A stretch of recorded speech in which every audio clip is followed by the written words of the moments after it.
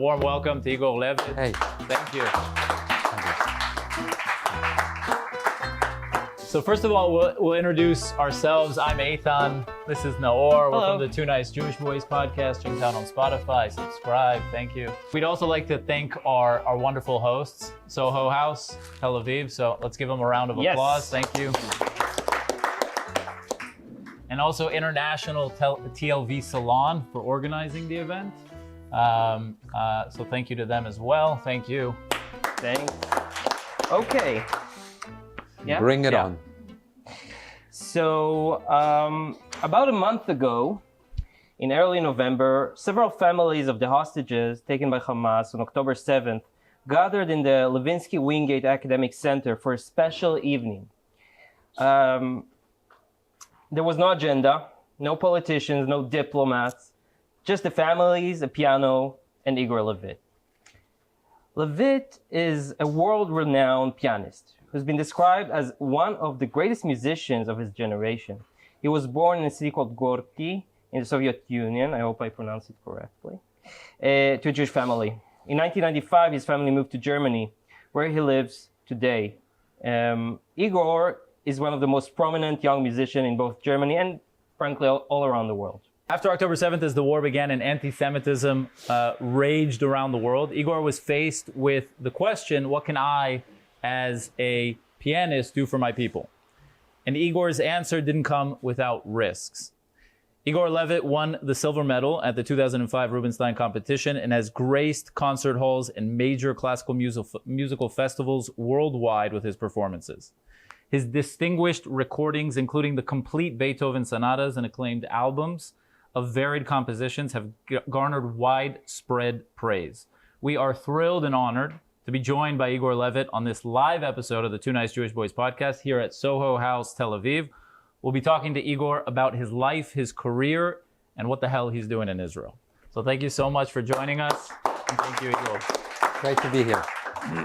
So I want to start by yesterday I had the privilege to see you live with the Philharmonic. And maybe it's a very simplistic question, but why do you, it was amazing to see you and really once in a lifetime experience. Why do you play music?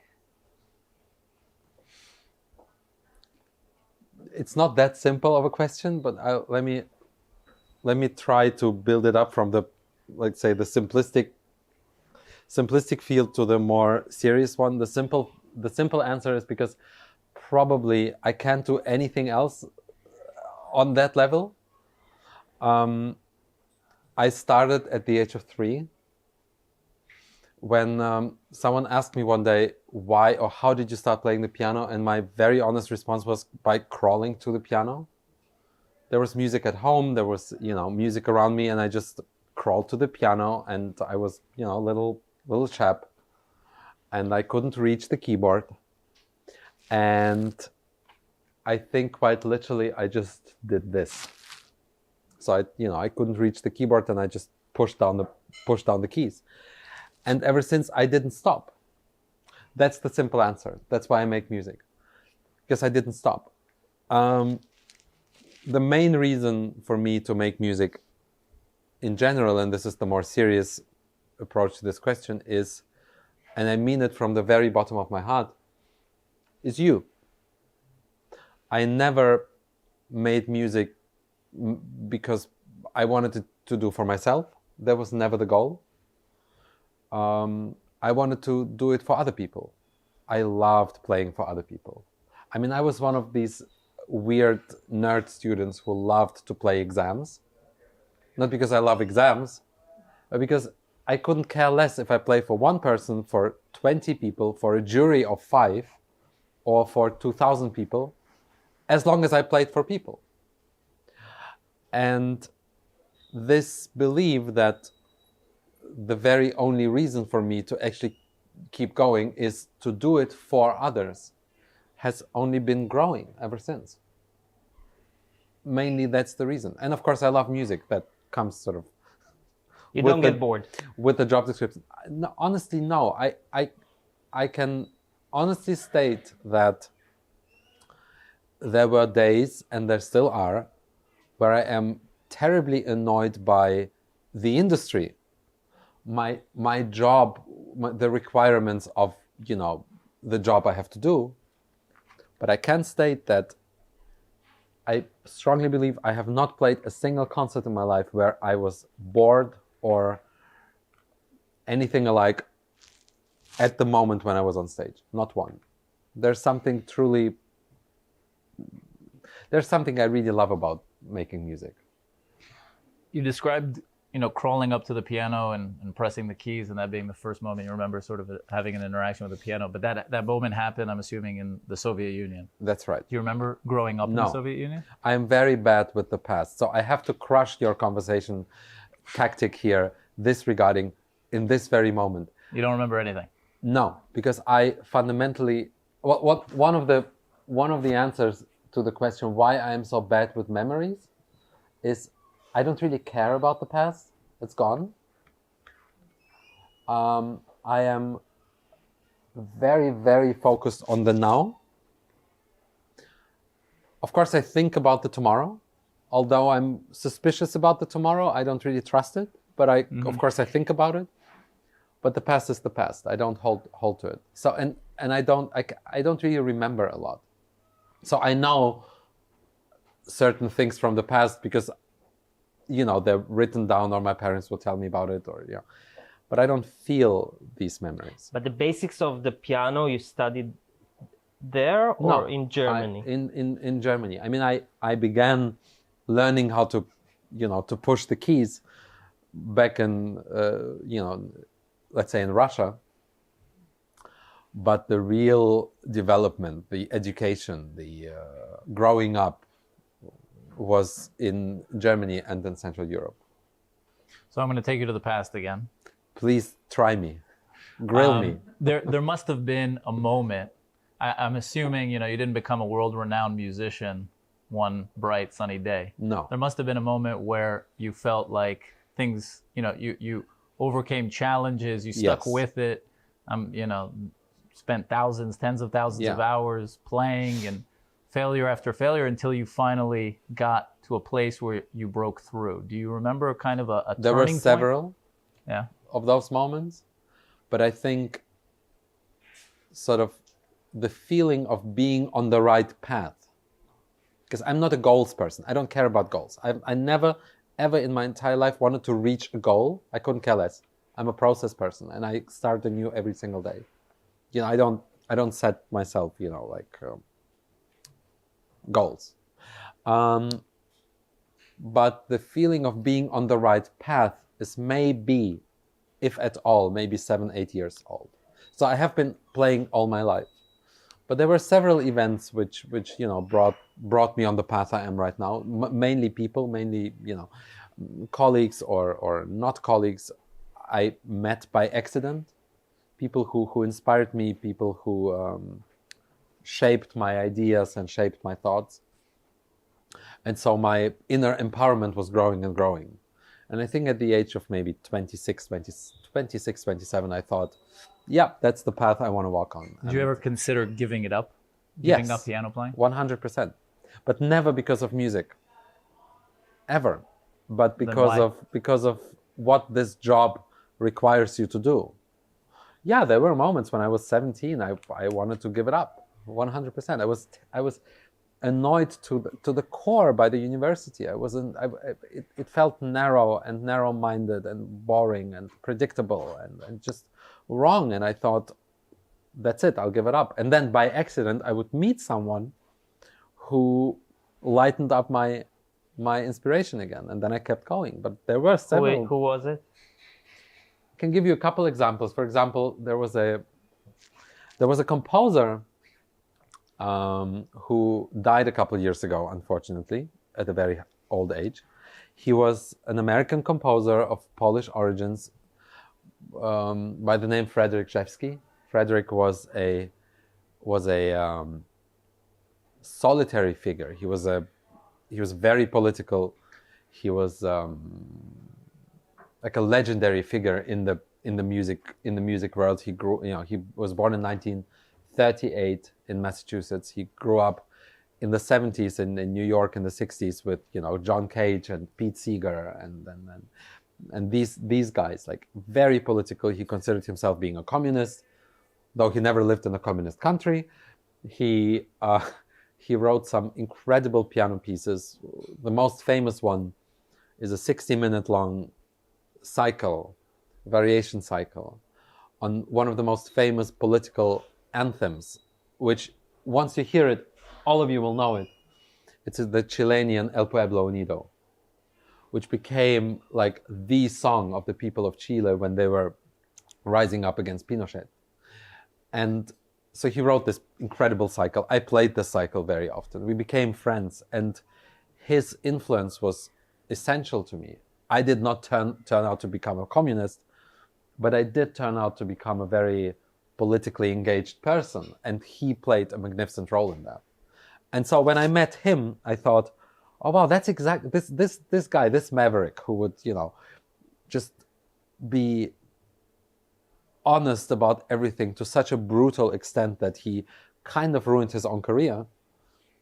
He is the very opposite of the narrow-minded predictability I experienced, for example, in the university. And I thought, I can remain being a musician, but I can surround myself with like fantastic people. And that kept me going. It's interesting because today you teach in a university. 100%. Yes.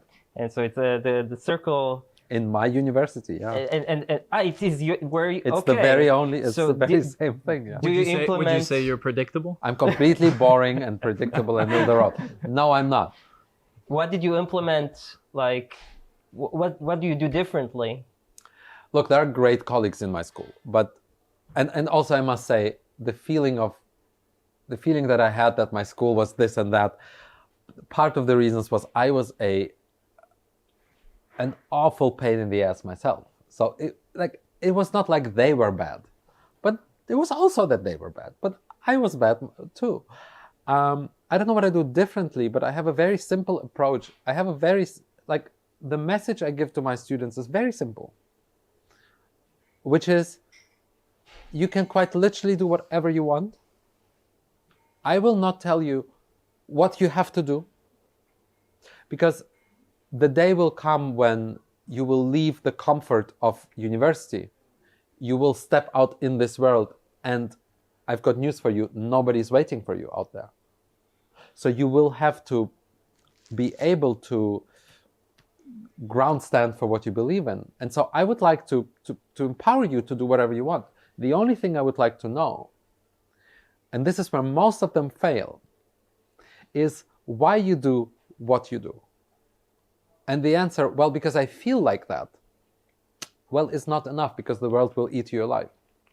And so that's it. That's what I'm working with them on, is if you would like to play this Beethoven sonata upside down, slow instead of fast, in major key instead of a minor key, play it with your nose, I literally don't care.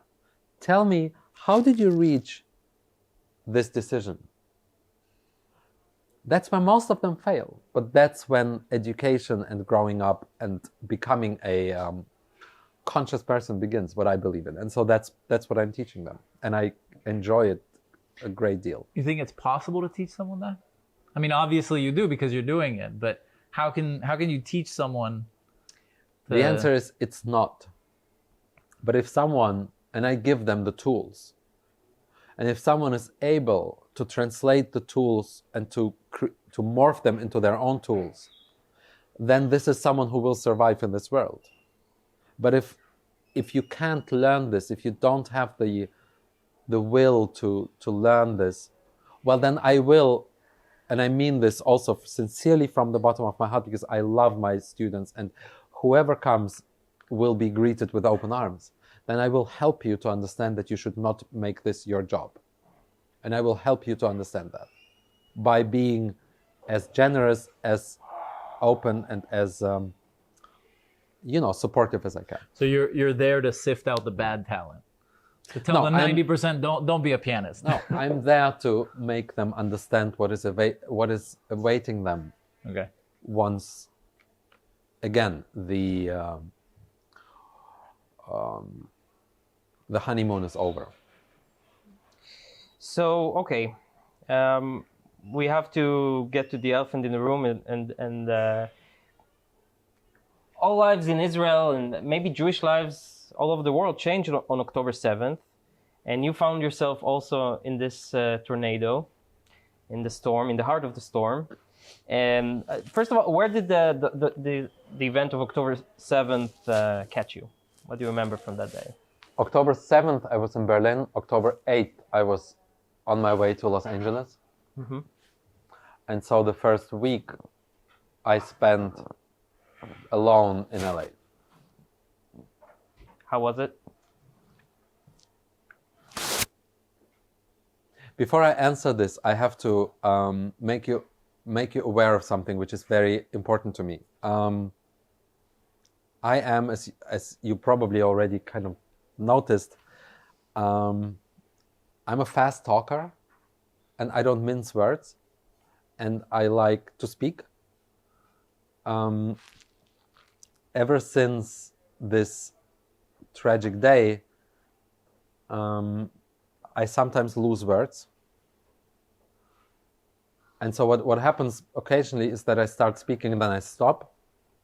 This is something I have never had before, ever experienced before. And I'm still in the process of understanding why it is, what it is.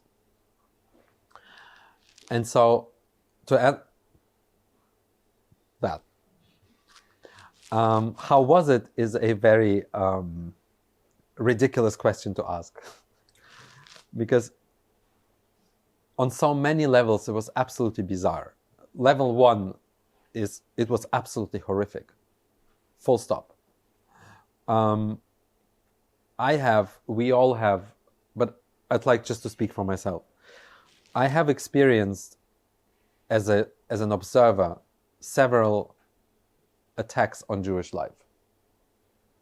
Just to give you one example, there was a horrific attempt by a neo-Nazi in Germany, in the city of Halle, to kill Jews. To do exactly what Hamas did on October 7th. And the only thing which prevented him from going into the synagogue and actually killing Jewish people was the stupid door which he couldn't open. That was what made the difference between the city of Halle and the Nova Music Festival and several kibbutzim. Mm-hmm. It was a stupid door. But this event, and I'm constantly asking myself why it is, did not cause, of course, because it didn't happen in the end. What happened? It wasn't the turning point. It wasn't the turning point. The turning point was for me to realize around October 10th or 11th that there was a mass killing of my people on Israeli soil. That's how I would translate that. So for the first time, I felt attacked in my young life. I'm 36 years old. It was horrific. It was horrific because I was alone. There was a wonderful colleague of mine in LA, but basically I was alone. I tried to somehow to compensate the being alone. I went to a synagogue. Now, this was probably the 5th time in my entire life where I walked into a synagogue. It's not my natural habitat, right? And it was beautiful. But I wouldn't know what to do with myself. The other horrific level was then, and this is, I'm sure, what you all experienced as well, is to sit somewhere out there in the world alone and watching the world react how the world reacted from outside. Right? So I would see my own country. I would see scenes in the city of Berlin where literally on day one, when there were still fights going on in the south of Israel, celebrating what was happening there. You saw it on social media, on TV? TV, social media, etc. Mm-hmm. Realizing that this, some of the people there on the street were, they were partly right, what the right wingers do, we all know. The Islamist, radical Islamist circles, that was, we all know. That was shocking to see, but we all know that. Seeing partly, not too many, but just a few were enough. Seeing people I knew, people I thought were in my boat, or let's say people I thought I was in their boat, joining them. Friends? No, I wouldn't call them friends, but acquaintances, some. Yeah, my circle of friends luckily remained very morally clear. Intact. 150%. Was really shocking, but what made it at the end most shocking was the bleak silence by the very majority of what I would call the middle of the society. And so this whole combination was really horrific, and still very much is. Why were you surprised? Because I was a naive 36-year-old who grew up in a generation where I believed that when minorities join forces and claim that they join forces because every attack on every minority is equally horrific, which, by the way, I still very much believe. I thought that I belong to a generation where feeling lonely as a Jew in the world will not be part of my life. And I'm finding myself waking up from a very painful, naive dream. Was that loneliness part of the decision to come to Israel? Why ultimately did you decide to come here? I'm also constantly asking myself this question because I haven't been in this country in 8 years. 8 years? 8 years. It's not that I had a very, very close relationship to Israel, but suddenly I just knew that this is the place I would like to go to. And yeah, it's probably part of it. Fundamentally, I wanted to go somewhere where I wanted to go where my people are. As simple as that. And did you come straight from LA or did you come from Berlin? No, I went from LA to Vienna. So I was in the middle of the tour. Like these two trips I took to Israel. The first one 4 weeks ago, and this one are literally the only 4-5 days. So I was here 2 days a month ago, now 3 days. The only 5 free days I have in the middle of touring. So I couldn't come more often, and I couldn't stay longer. But I went from LA to Vienna, from Vienna to Rome, from Rome to Milan and Turin, and then I had some concerts in Germany, and the last one was in Frankfurt. And the day after the Frankfurt gig, I just took a plane and flew to came to Tel Israel. Aviv. Yeah. Did it feel different coming back to Germany for the 100%. first time? How so? Well, because what I described to you. Yeah, but did you feel it? It's one thing to see it on social media, but then boots on the ground, the experience could be... I was not threatened. I have been threatened with death threats in Germany before, but it's like 4 years ago, and this had nothing to do with what was going on right now. Mm-hmm. Just walking in the street, Nah, I'm not that kind of person. It's not like the smell of the air changed. Mm-hmm. But yes, I came back for sort of 3.5 weeks after the incident, and what felt different was myself rather than the city or the Did you food. still feel home? Grill me, bring it. I'm not even didn't even start yet. Oh, I love it. Neither did I. Regarding my circle of friends, yes. Okay. Regarding everything else, the answer is I'm not sure. Not as sure as you were. No, surely not. So eventually, as we mentioned, you had an evening with the families of some of the hostage victims of October 7th. Can you tell us how that came about? How did that? So when I was how was that born? So, look, I'm not a very fearful or careful person in many regards. For example, I just terminated my lease with my apartment without having a new one. That's just how I function. In Germany, giving up a lease is a big deal.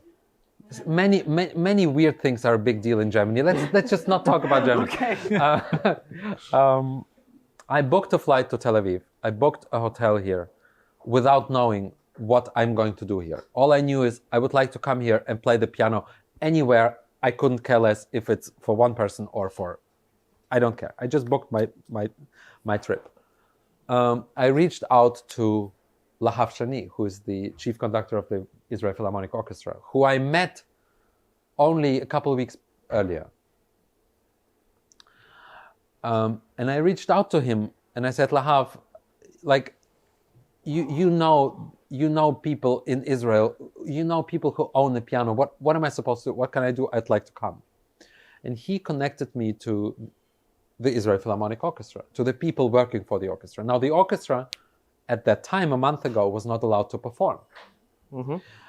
And so the first answer was, well, we can't do anything together because we can't play. And then I was insisting, and I said, well, I don't care. I'm not here to play prestigious concerts with the orchestra. I'm here to push down keys for people. And so at first, there were many plans. There was a plan for me to go to Eilat, where, displaced people, survivors were. Didn't work out because of security reasons. There were other plans. And then they came up with an opportunity to play at a big hospital in Tel Aviv for wounded people. I immediately said yes. So now that was the first gig I planned to do. And then a day later, Lahav called me and said, I have a friend. He used to be, and I hope I'm right, kind of the chief of staff to Olmert, something like that. And he organized a movement for families of abducted children, grandchildren, etc. He's trying to help them. He's trying to bring their stories to bright light. He's connecting them with politicians all around the world. Would you be willing to go and play for them? And of course, immediately I said yes. That's gig number 2. And that was my first trip. I think I about a week ago met for the first time a mother of a hostage, and I think for me it was mind changing. I think it kind of changed my perspective. Certainly, meaning in what way? Honestly, in internalizing and empathizing. I mean, of course, it's horrific. But I think there's a difference between seeing and hearing the stories on television and hearing it firsthand from a mother who's right in front of you. Yeah. And I think it made me more understanding and empathetic of the demand to do anything in our power to get them back, which I think is one of the things that's somewhat controversial in Israeli society today is, how much should we do? How much should we risk? Pay. How much should we pay? There's a pretty consensus that we should go far to get them back. But I think the question of how and how much is something. And for me, it was shattering in a sense to see a mother and to listen to her for 45 minutes and to understand, the pain that she's going through. So I'm wondering, when you met those families, you played for them, but then you met them, I'm assuming, afterwards. Can you tell us about that experience? I can give you how it impacted you. I can just to picture the experience, because I cannot I can't answer you the question in this way. I can't give you an answer like, oh, this changed my perspective, because I just can't, because the whole experience is just I'm lacking words for that. Now, I don't believe that there's anything in life which you cannot describe.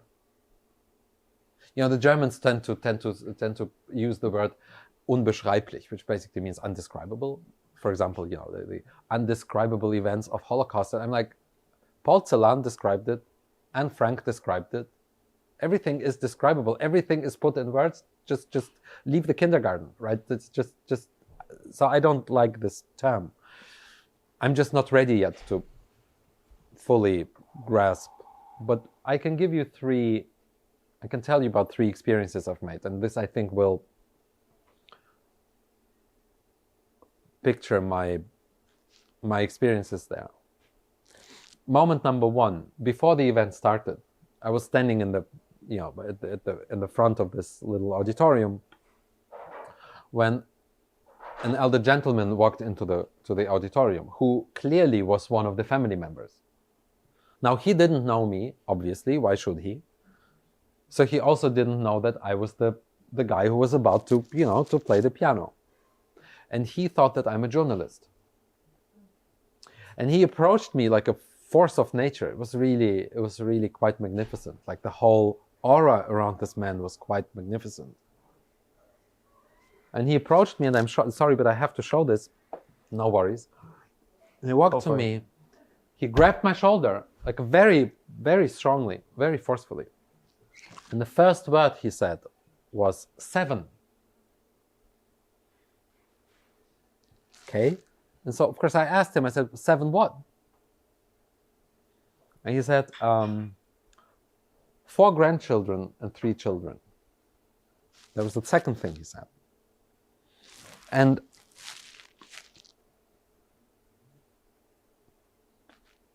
I've never seen a human face like that. Point blank. I've never seen a human face with this expression of the combination of absolute everything and absolute nothing. Like, he was filled with everything and left with nothing. That already, kicked the carpet away under my feet. Experience number 1. Experience number 2,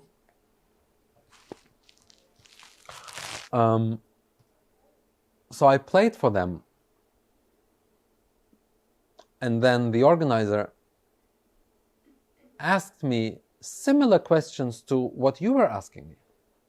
Why did you come? What do you think? What do you feel? Etc., etc.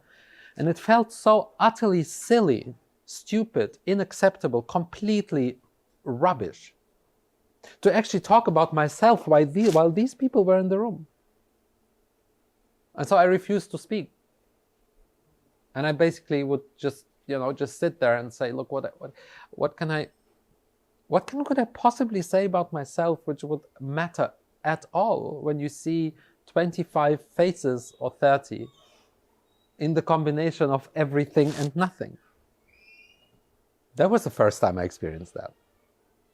But probably the most impactful thing I experienced had to do with music. I was not the only musician to play or to make music on that stage. There was a wonderful singer, but there was another one, a very young, very gentle, very beautiful, very nice girl, Israeli girl, who sang. And she sang beautifully. What I didn't realize is that her brothers were gone. I just didn't know. I thought that she came as a young musician to show her solidarity, like I did. Now, you all have to realize, regardless of how I feel or what I express, I don't play with my own body. There's this wooden box standing next to me where I can quite literally bang my hands on. I can let out. My body can feel sick, but I can still play. I don't have to make my voice heard. I do not have to be entirely naked emotionally, because I have this thing which I can touch. When I realized that this girl was one of the family members whose siblings were abducted, I just couldn't believe that she was able to actually use her own body to make music. And I told her that my admiration to her, that she was able to hold this wounded soul together and quite literally open her mouth and make it sound and not drop on that stage.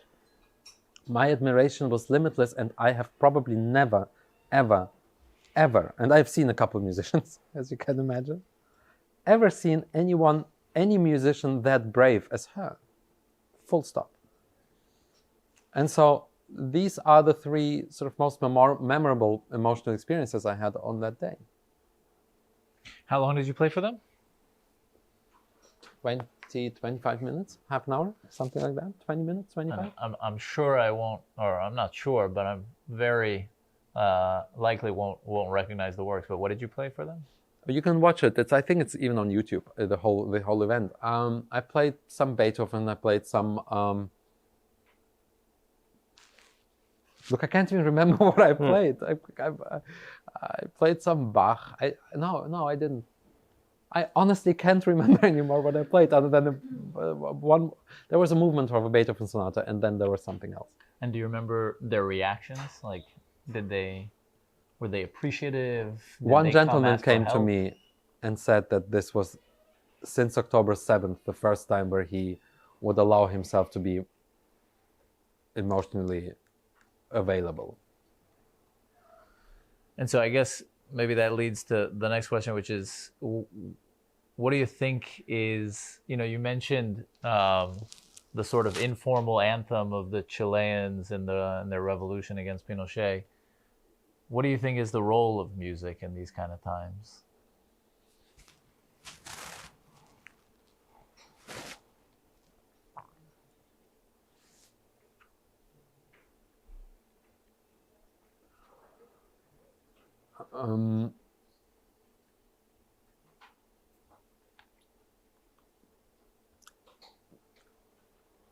Can you hear anything?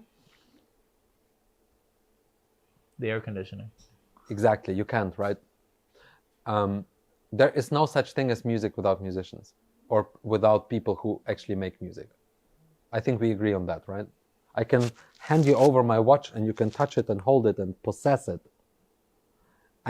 You can't touch music. So I find, I've always found, regardless of today's time or whatever, I find the question, what can music do, understandable and yet somewhat misleading. Because there is no such thing as music without people. So the question would be, to me, what can musicians do? And even more importantly, what can people do with music? And they can do pretty damn a lot, which is make other people not feel alone, for example. Or make themselves not feel alone, create togetherness, create emotional support, create... Well, you know what, that's it, and that's totally enough. That's more than enough to give emotional solace to people. What music cannot do, and musicians cannot do, and people who make music cannot do and will never be able to, is to actually save this world, let's put it this way. This is on us, the people, to do. Because music can be used as something tremendously beautiful, and music can be used as something incredibly dangerous. And the same song can be used in this way or the other. Mm-hmm. And we don't really, let's not go into this conversation, but being on Israeli soil, there is utter incredible uniqueness and beauty to Tristan and Isolde as an opera by Richard Wagner, and we all know that what other side is to this, the very same thing, which is this pig of a guy, and the way this music was used, and the narrative we create around it. So music, with all it is fully dependent on what we make out of it. one of the things you made out of it was you mentioned you went to a hospital and played for wounded soldiers. Can you tell us a little bit about that? I went to the hospital to play for wounded people. I went to 2 retirement homes today, one of them with many Holocaust survivors, who some of them were in the South, who were placed to this place. I went to another retirement home today where it was like a public retirement home where, you know, people are who could never afford going to a concert. And I did for them at the end of the day exactly the same thing what I did for the family members, which is probably, compared to the drama they lived through, very little, but maybe also not very little, which is to give them a glimpse of solace for about an hour. But was there possibly something more invigorating about playing for the soldiers? Because, you know, when you're playing for families of hostages, you're confronted with just loss. Let's put it and this tragedy. way. Well, let's put it this way. When I am on stage of Carnegie Hall, which I adore being, it very rarely happens that I ask myself the question whether I will survive the next bar, because I might just drop in tears. That rarely happens, and this happened today at least 4 times. And 4 weeks ago, at least 4 to 5 times. Yes, there is something there's an urgency and a vigor and a pain about it. But what I'm asking is, I think it's almost 2 sides of the Jewish people, right?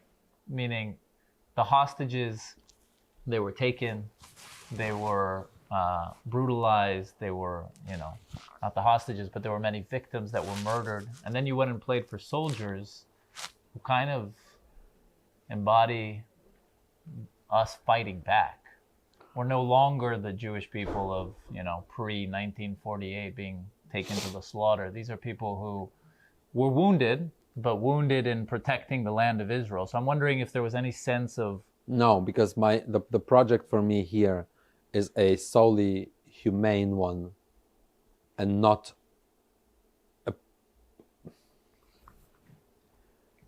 it's a humane thing for me. I wanted to play for the people. I couldn't care less what these people do. Okay. And that's why I couldn't care less. That's why I said I booked the flight and the hotel. I arranged the trip without knowing anything. I have not been back here since 2015. But I knew that I would come and I would find my way through. Like I would. I went to the square at the Tel Aviv Museum of Art. Now for you all, this is the Tel Aviv Museum of Art, this is the square, and you all know that family members are there and they gather there. For me, the Tel Aviv Museum of Art is the venue of the Arthur Rubinstein piano competition. This is where I played round 1 and round 2 in 2005. I remember this being as this super exciting place where, the 18-year-old chubby boy, now I have to correct myself, the 18-year-old very chubby boy played the first 2 rounds of the competition.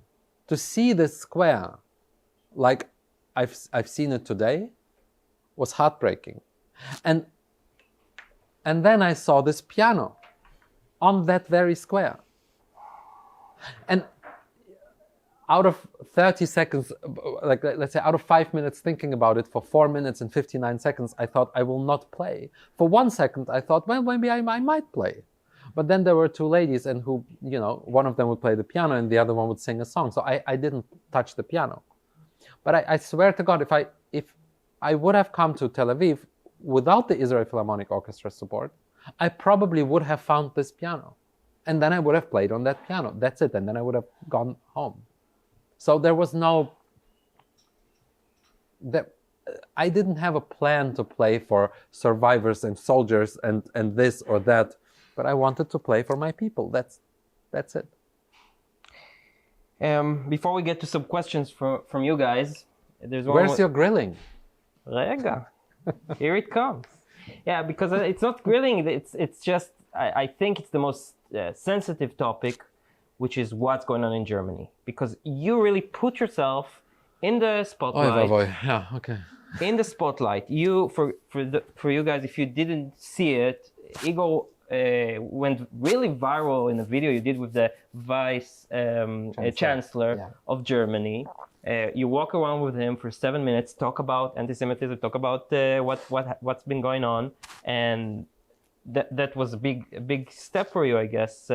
Like standing up for Israel, for the Jewish people, like that, especially since, and correct me if I'm wrong, and you also said something about it earlier, that the arts, the arts, music, cultural scene in Germany is very prominently pro-Hamas. And there you stand, and it could be a huge risk for you to make this step. So how did you go about it? How much time do we have? Let me try a long monologue instead of a super long monologue. Okay. First of all, let me get one thing out of the way immediately. If someone believes, are there minors listening to this podcast?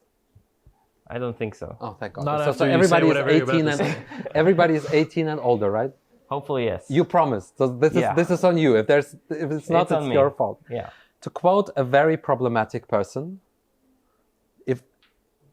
to somewhat quote a very problematic person, and you will understand at the end who I'm talking about. A very problematic person.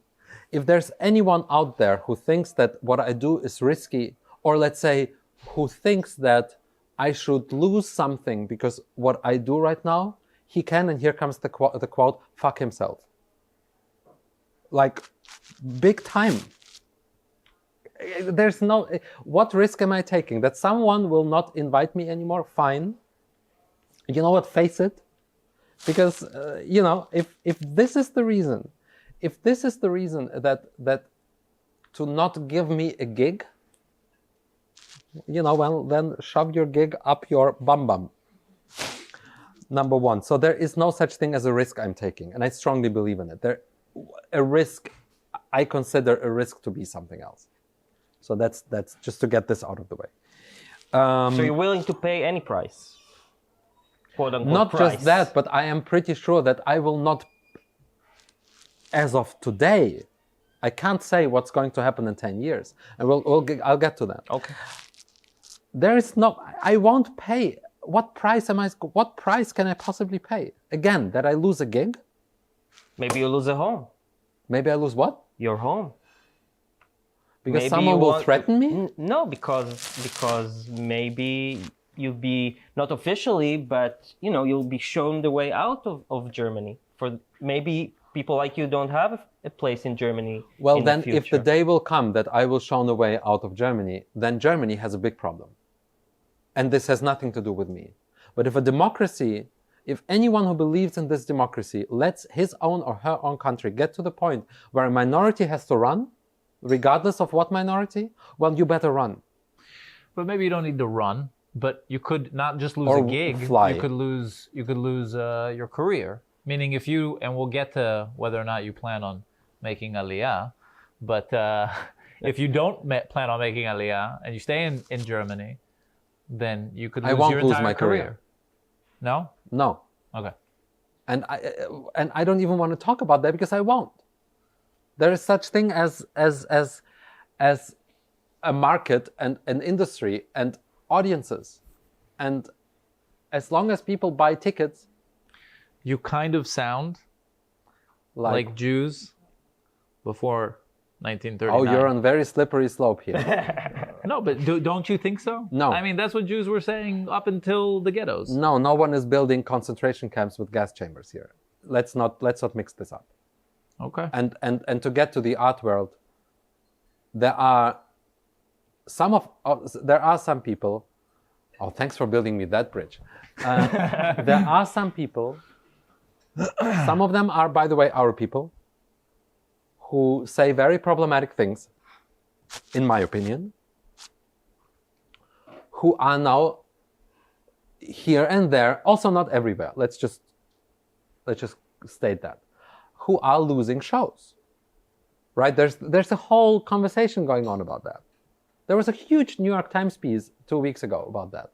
And this piece literally ends with me, because they called me and they asked me what is my opinion on, now I almost told the joke here, what is my opinion on the arts cancellations? You know, like cancellations of certain artists, among them some Jewish artists. And to get more serious about losing a career, let me get more serious here, because I think this is fundamentally a real threat. Is the cowardness?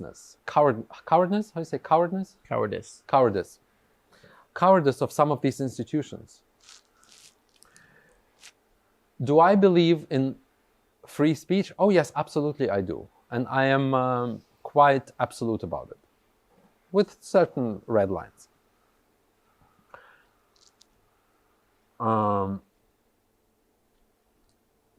Do I believe in the term cancel culture? I don't. I find the term to be very narrow and kind of, at times, really stupid. But I do very much believe in consequence culture. You are free to say whatever the heck you want to say, as long as you don't break, quite literally, you don't break the law. You have to face the consequence for what you're saying.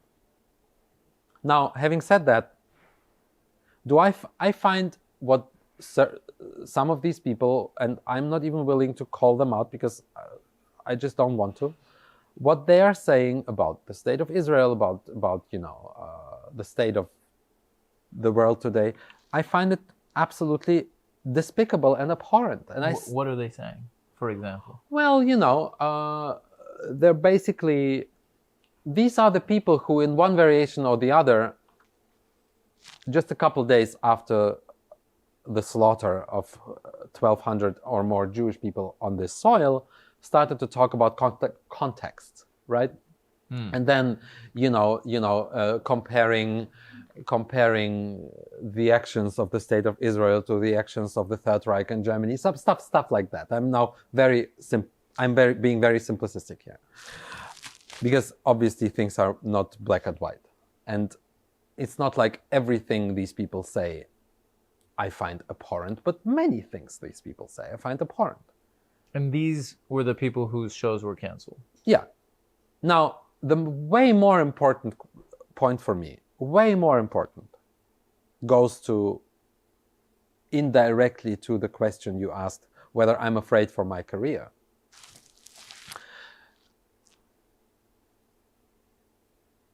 The ones who run these institutions, and I am running a festival right now, at least a year ago, sometimes 2, sometimes 3, made the conscious decisions to invite these people for a show. Or, in my world, I would say, invite these people to play a concert. They knew full well what these people say and think. And based on the fact that they probably believe that they still produce, and they also produce great art, they gave them these shows. What changed after October 7th? Antisemitism? No. The cruelty of antisemitism changed in an abstract manner after October 7th? I don't think so. It was bad before, it's still bad. What changed? What changed is the climate. And now the same leaders of the same institutions, instead of facing their decisions, instead of doing what the cultural realm, in my opinion, is about, which is go toe-to-toe and fight it out, debate it out, stand to what you decided and face it and debate it. With these people, they deserve to be debated. And the worse they are, the more they deserve to be debated. Instead of doing that, they do what German people often do, which is believe that if we polish a problem away, there is no such thing as a problem. We have a thing called Tupperware. How the heck do you translate Tupperware? It's basically like a plastic box, and you put a piece of bread inside and it stays fresh. Mm-hmm. And you just pack it and put it in the shelf, and you can pretend it's not there because it's all in order. Well, it's not in order just because you polish it away. And what I'm fundamentally afraid of, imagine in 10 years' time, 15 years, 20 years, 5 years, the climate changes to a degree that the cultural minister of Germany is 10 years, is a representative of a Nazi party. And then these guys would call me and say, well, I know that I gave you a show like a year ago, but now the climate changed. I unfortunately have to get rid of you. Instead of debating it through. Now this I'm afraid of for my career. This is the point, their cowardice, that I actually am nervous about. Yes. So ultimately, it sounds like you are worried that Germany could get to a place. I am worried that, look, any country can get to that place, but I don't live in any country, I live in this one. And yes, I am afraid if we don't have this debate about but their cowardice. Germany has kind of a unique history, to say the least. Don't you think about art world cowardice? Or what are you talking about? about their relationship with the Jews. So Yes, you don't think, what I'm asking, I guess, ultimately is, do you really believe that there's a place for Jews in Germany anymore? Yes, I do. You do? And in terms of the political response of my country these days, the political response has been, the majority of it has been pretty unequivocal compared to other countries around us. Yes, there is a place for Jewish people, but to quote a very dear friend of mine who happens to sit in this very room, and I hope I quote her right, is to be a Jew in Germany means to constantly say F you while you walk on the street. Because you're faced with things you just see in all variations which just make you want to scream. But I do fundamentally believe that there is, and there hopefully for a very long time will always be a space for Jewish people in Germany.